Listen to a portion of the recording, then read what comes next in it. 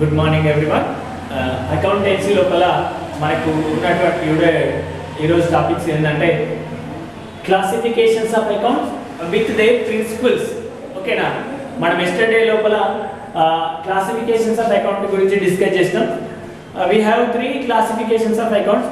Number 1 personal account, number 2 real account, and third one nominal account. అంటే every organisation compulsory follow the personal, real, nominal. We will discuss again personal account.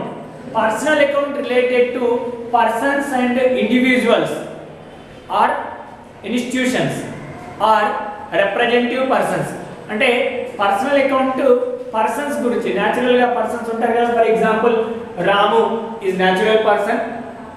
Next artificial person అంటే created by the statutory అంటే చట్టం ద్వారా ఏర్పడ్డోళ్ళు. That example is SBI, State Bank of India account. This is also one of the artificial person. Third one commission paid. Commission paid అంటే మనం commission pay చేయడం ద్వారా out side లో ఒక పర్సన్ రిసీవ్ చేసుకుంటాడు. This is the representative person. అంటే these are comes under the personal account. Personal account లోపల only persons గురించి ఉంటుంది. Secondary real account.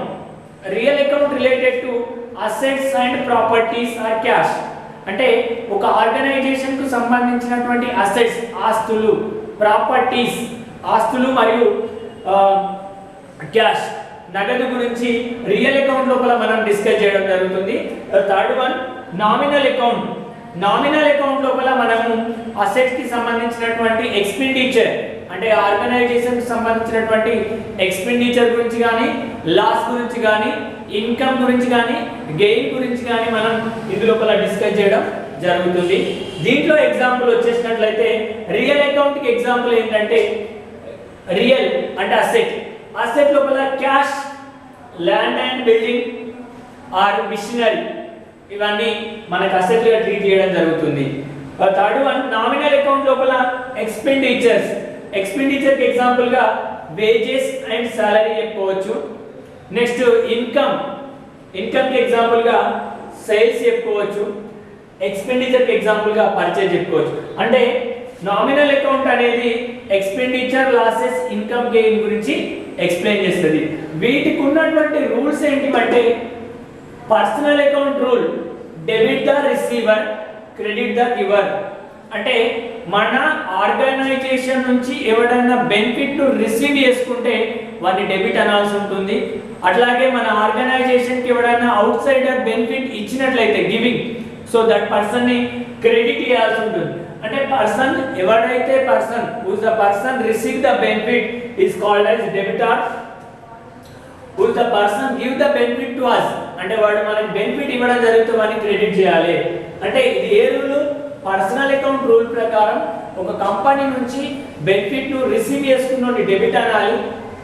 ఇదే రూల్ ప్రకారం అవుట్ సైడ్ నుంచి ఎవరైనా పర్సన్ ఆ కంపెనీకి బెనిఫిట్ ఇస్తే giving, so that person credit అనాలి. సో సెకండ్ వన్ ఏంటిది? Real account. Real account rule ప్రకారం క్యాష్, ల్యాండ్, బిల్డింగ్ అంటే these are the assets. Assets ఏమైనా బిజినెస్ లోకి కమింగ్ రావడం జరుగుతుంది, దాన్ని కమ్స్ ఇన్. అంటే బిజినెస్ లోపలికి అసెట్ వచ్చినప్పుడు దాన్ని డెబిట్ అనాలి. అట్లాగే బిజినెస్ నుంచి ఏదైనా అసెట్ బయటకు వెళ్ళిపోతే గోస్ అవుట్, క్రెడిట్ అనాలి. అంటే బిజినెస్ లోకి అసెట్ వచ్చినప్పుడు డెబిట్, అసెట్ పోతే క్రెడిట్. ఫర్ ఎగ్జాంపుల్ మనం ఒక మిషనరీని పర్చేజ్ చేసినాం. మిషనరీ పర్చేజ్ చేయడం అంటే మిషనరీ అంటే ఏంటిది? అసెట్. లేదంటే ల్యాండ్ అండ్ బిల్డింగ్ ను పర్చేజ్ చేసినాం. ల్యాండ్ అండ్ బిల్డింగ్ ఏంటిది? అసెట్. అంటే ల్యాండ్ అండ్ బిల్డింగ్ మన కంపెనీలోకి రావడం ద్వారా మన దగ్గర నుంచి ఏం వెళ్ళిపోతుంది? అమౌంట్, క్యాష్ వెళ్ళిపోతుంది. అంటే క్యాష్ అనేది గోస్ అవుట్ అవుతుంది, దట్ మీన్స్ డెబిట్. ఏంటి వస్తుంది మన కంపెనీలోకి? బిల్డింగ్ కానీ, ల్యాండ్ కానీ కమ్స్ ఇన్ అవుతుంది, రావడం జరుగుతుంది, దాన్ని ఏమంటాం? డెబిట్. అంటే బిజినెస్ లోకి వచ్చేదాన్ని కమింగ్ డెబిట్, బిజినెస్ నుంచి goes out credit. Then next final గా nominal account. Nominal account related to expenditure, losses, incomes and gains. For example దీనికి డెబిట్ క్రెడిట్ రూల్ ఏంటంటే డెబిట్ ఆల్ ఎక్స్పెండిచర్, లాసెస్ అంటే కంపెనీలో జరిగే ఎక్స్పెండిచర్ ఏదైతే ఉందో దాన్ని డెబిట్ గా ట్రీట్ చేయడం జరుగుతుంది. కంపెనీకి ఏదైతే ఇన్కమ్ కానీ గెయిన్ కానీ వస్తే so that it is related to credit. అంటే ఫైనల్ గా మనం ఇక్కడ ఎక్స్ప్లెయిన్ చేసినంత ఈజీగా మనం ఎగ్జాంపుల్ కి వెళ్ళిపోతే మనకి ఈజీగా అర్థమవుతుంది. సో ఫస్ట్ ఆఫ్ ఆల్ మనం ఎగ్జాంపుల్ త్రూలా ఈ డెబిట్ క్రెడిట్ రూల్స్ ఏవైతే ఉన్నాయో వాటిని డివైడ్ చేద్దాం. సో గివెన్ ట్రాన్సాక్షన్ అంటే బిజినెస్ లోపల జరిగేటువంటి ట్రాన్సాక్షన్ ని ఎవ్రీ ట్రాన్సాక్షన్ ని 2 పార్ట్స్ గా డివైడ్ చేసే సిస్టమ్ ని మనం డబుల్ ఎంట్రీ సిస్టమ్ అంటాం. ఈ డబుల్ ఎంట్రీ సిస్టమ్ లోపల గివెన్ ట్రాన్సాక్షన్ ని ఒకటి డెబిట్ ఆస్పెక్ట్ గా అనదర్ వన్ క్రెడిట్ ఆస్పెక్ట్ గా డివైడ్ చేయడం ఎట్లాగా చూద్దాం అకౌంటింగ్ ప్రిన్సిపల్ ప్రకారం. నెంబర్ 1 పర్చేజ్ మిషనరీ రూపీస్ 75,000 అంటే పర్చేజ్ అంటే కొంటున్నాం, మిషన్ కొంటున్నాం, ఎంత 75,000 రూపీస్, 75,000 రూపీస్ మిషన్ కొంటున్నాం. సో కొనడం ద్వారా పర్చేజ్ చేయడం ద్వారా మన బిజినెస్ లోకి మిషనరీ అనేది రావడం జరుగుతుంది. సో మిషనరీ రావడం జరిగినప్పుడు మనకి మిషన్ మన కంపెనీలోకి వస్తే మన కంపెనీ నుంచి ఏం వెళ్ళిపోతుంది, 75,000 రూపీస్ క్యాష్ అనేది అవుట్ గోయింగ్ అవుతుంది, వెళ్ళిపోతుంది. దట్ మీన్స్ మిషనరీ అనేది ఈ 3 రూల్స్లలో personal, real, nominal. That means machinery అనేది asset is comes under real account. Machinery అనేది real account. Real account rule ప్రకారం మిషన్ ని పర్చేజ్ చేస్తున్నాం. పర్చేజ్ చేయడం అంటే కొనడం, అక్వైరింగ్. సో అక్వైర్ చేసినప్పుడు మిషన్ అనేది కమ్స్ ఇన్ మిషన్ అనేది కమిన్ అయింది. సో కమిన్ రూల్ ఏంటిది, రియల్ అకౌంట్ కమిన్ అనేది ఎక్కడ ఉంది, డెబిట్ దగ్గర ఉంది. అంటే మిషన్ అనేది డెబిట్. ఓకేనా, మిషనరీ అనేది అసెట్. ఈ అసెట్ ఏ account, real account. Real account rule ప్రకారం మిషనరీ పర్చేజ్ చేసినామంటే కమిన్ అయింది, కమిన్ కాబట్టి డెబిట్. సో దెన్ నెక్స్ట్ ఏంటిది, 75,000 రూపీస్ అనేది క్యాష్. సో క్యాష్ అనేది ఏ అకౌంట్, క్యాష్ అన్నా మళ్ళీ రియల్ అకౌంటే, క్యాష్ కూడా రియల్ అకౌంటే. మరి మిషన్ ని పర్చేజ్ చేయడం ద్వారా మన ఆర్గనైజేషన్ లోకి మిషన్ వచ్చింది. So same value, same worth అనేది అవుట్ గోయింగ్ అయింది. అంటే 75,000 రూపాయలు, 75,000 రూపీస్ అవుట్ గోయింగ్ అయింది. సో దట్ మీన్స్ క్యాష్ అనేది రియల్ అకౌంట్ రూల్ ప్రకారం గోస్ అవుట్ ఏంటిది, credit. Okay, that is the example. అంటే పర్చేజ్ మిషన్ లోపల మిషనరీ అనేది కమిన్ అంటే డెబిట్ అయింది ఏ రూల్ ప్రకారం, రియల్ అకౌంట్ రూల్ ప్రకారం. At the same way 75,000 rupees cash అనేది అసెట్ అనేది రియల్ అకౌంట్ రూల్ ప్రకారం అసెట్ అనేది గోస్ అవుట్ అయింది కాబట్టి క్రెడిట్. అంటే ఇచ్చినటువంటి గివెన్ ట్రాన్సాక్షన్ ని మనం డెబిట్ క్రెడిట్ గా డిస్ట్రిబ్యూట్ చేసినాం. Then next purchase rupees 75,000. Second example, purchase rupees 750. Purchase అన్నారు, ఇక్కడ ఓన్లీ సింగిల్ పర్చేజ్ ఉంది. పర్చేజ్ లోపల పర్చేజ్ అనేది రెగ్యులర్ నేచర్, అంటే బిజినెస్ లోపల రొటీన్ గా జరిగేది. మనం రా మెటీరియల్ ని పర్చేజ్ చేస్తాం, అవుట్ గోయింగ్ ప్రొడక్షన్ ని సేల్ చేస్తాం. అంటే రెగ్యులర్ నేచర్ లోపల రెగ్యులర్ గా పర్చేజ్ చేయడాన్ని మనం ఎక్స్పెండిచర్ గా ట్రీట్ చేస్తాం. అంటే పర్చేజ్ అనేది ఎక్స్పెండిచర్. ఈ ఎక్స్పెండిచర్ అనే వర్డ్ ఎక్కడ కనిపిస్తుంది, నామినల్ అకౌంట్ లో కనిపిస్తుంది. Expenditure related to nominal account. Nominal account rule ప్రకారం ఎక్స్పెండిచర్ ఏం చేయాలి, డెబిట్. ఓకేనా. దెన్ నెక్స్ట్ ఎక్స్పెండిచర్ చేయడం ద్వారా, పర్చేజ్ చేయడం ద్వారా, కొనడం ద్వారా మనకి ఎక్స్పెండిచర్ అయింది. Expenditure related to nominal account rule ప్రకారం debit all expenditures. Then next మనకేమైంది, 750 రూపీస్ క్యాష్ అనేది అవుట్ గోయింగ్ వెళ్ళిపోయింది. కొంటే మన దగ్గరికి వెళ్ళి 750 రూపాయలు వెళ్ళిపోయినాయి. సో క్యాష్ అనేది ఏ అకౌంట్, క్యాష్ అంటే మనకి రియల్ అకౌంట్. క్యాష్ అనేది రియల్ అకౌంట్ రూల్ ప్రకారం గోస్ అవుట్ ఏంటిది, క్రెడిట్. అంటే పర్చేజ్ అనేది డెబిట్. వై? బికాస్ పర్చేజ్ అంటే ఎక్స్పెండిచర్, ఎక్స్పెండిచర్ నామినల్ అకౌంట్ కాబట్టి డెబిట్. దెన్ నెక్స్ట్ పర్చేజ్ చేయడం ద్వారా మన ఆర్గనైజేషన్ నుంచి 750 క్యాష్ అనేది అవుట్ కోర్స్ అవుతుంది. క్యాష్ అనేది ఏంటిది? అసెట్ లోపల అసెట్ ఏ అకౌంట్? రియల్ అకౌంట్ రూల్ ప్రకారం అసెట్ అనేది అవుట్ సైడ్ వెళ్ళిపోతుందని క్రెడిట్ గా ట్రీట్ చేయడం జరుగుతుంది. ఓకేనా? Debit credit, here it is. Then next third example, wages paid ₹6,000. Wages paid ₹6,000. Wages అనేది రొటీన్ గా మన ఫ్యాక్టరీ లోపల వర్క్ చేసినటువంటి లేబర్ కి day by day to day pay చేసేటువంటి సాలరీని మనం ఇక్కడ వేజెస్ గా ట్రీట్ చేయొచ్చు. డే టు డే పేమెంట్ ని వేజెస్ అంటే మనం కూలీలకు ఇచ్చేటువంటి అమౌంట్ ని వేజెస్ గా ట్రీట్ చేయడం జరుగుతుంది. సో వేజెస్ పే చేస్తున్నాము అంటే మన దగ్గరికి వెళ్ళి ₹6,000 వెళ్ళిపోతాయి. సో వేజెస్ అంటే ఏంటిది? Wages related to expenditure losses. Routine గా జరిగేటువంటి పేమెంట్ మనం ఏమనొచ్చు? వేజెస్. ఆ వేజెస్ అనేది ఎక్స్పెండిచర్. ఈ ఎక్స్పెండిచర్ అనేది నామినల్ అకౌంట్ ఎక్స్పెండిచర్ రూల్ ప్రకారం నామినల్ ని డెబిట్ చేయాలి. అంటే వేజెస్ అనేది డెబిట్. దెన్ నెక్స్ట్ మన దగ్గరికి వెళ్ళి ₹6,000 అనే క్యాష్ అంటే అసెట్.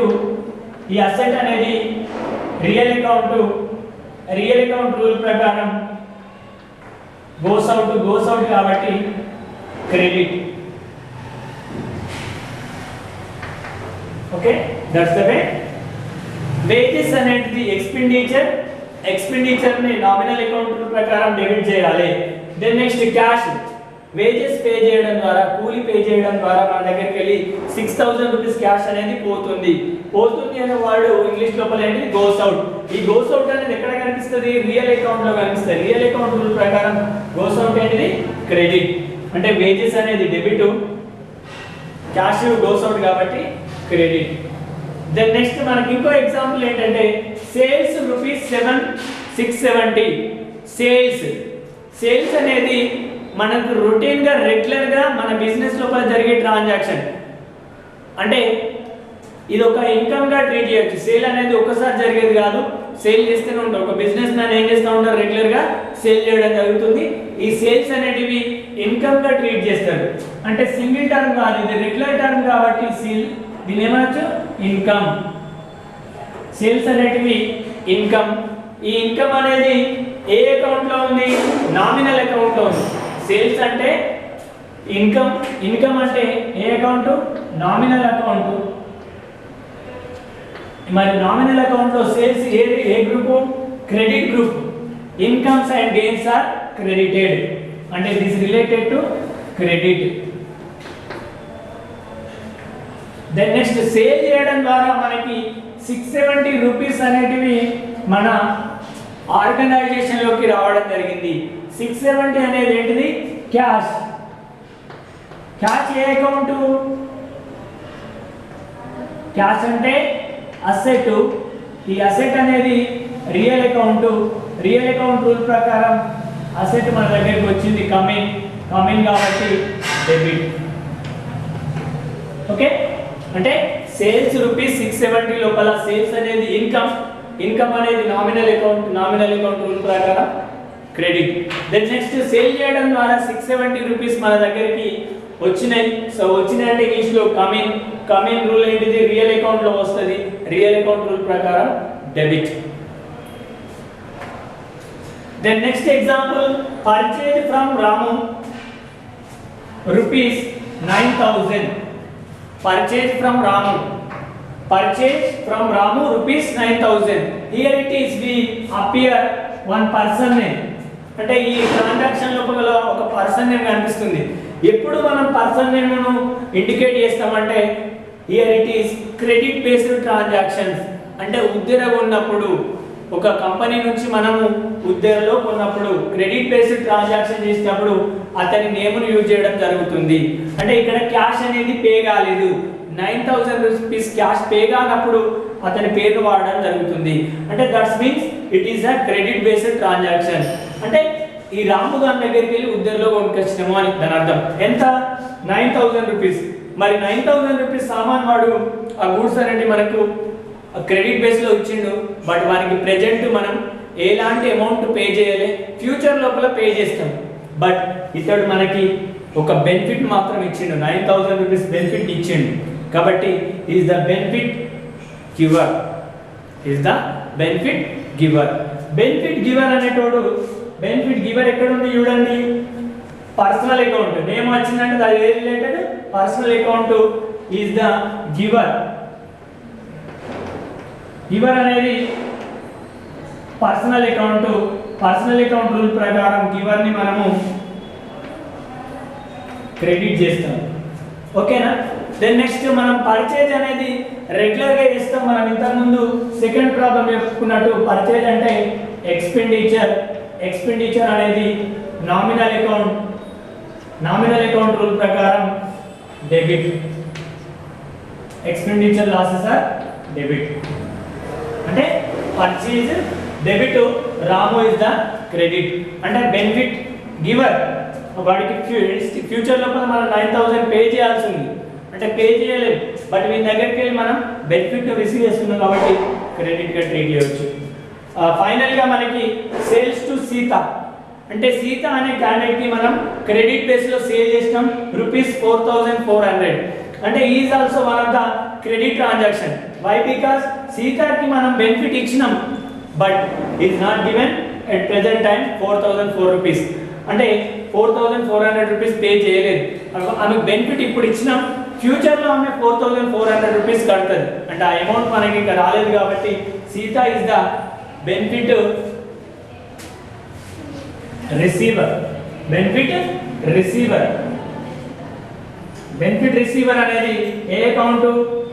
Personal account.